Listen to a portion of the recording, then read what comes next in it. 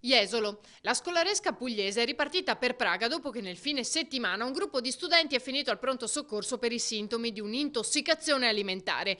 Dei 167 studenti che pernottavano nella località balneare, 66 hanno riportato sintomi più invasivi per i quali si sono rese necessarie le cure nelle strutture aziendali dell'ULSS 10. Dopo l'intervento dell'ULSS mattinata sono intervenuti i NAS per prelevare alcuni campioni di cibo, ma ci vorranno alcuni giorni per capire se le cause dell'intossicazione siano dovute effettivamente agli alimenti avariati.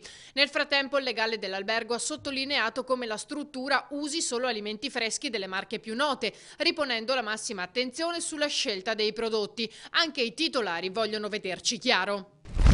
Cazzago. Dopo 4 giorni di intensa attività sono state sospese le ricerche di Florina Simion, la 25enne rumena scomparsa da poco più di una settimana.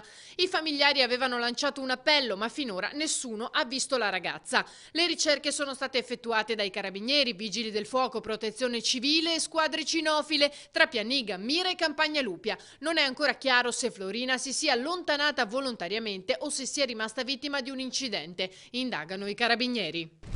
Venezia. Renato Chisso resterà a casa per motivi di salute. L'ha stabilito il Tribunale di Sorveglianza. Chisso era uscito dal carcere a inizio febbraio per un ricovero seguito ad un intervento al cuore. Poi era tornato a casa per un periodo di convalescenza. Era stato trasferito in carcere il 17 dicembre scorso, dove avrebbe dovuto scontare la pena definitiva di 2 anni e mezzo per corruzione nell'inchiesta Mose.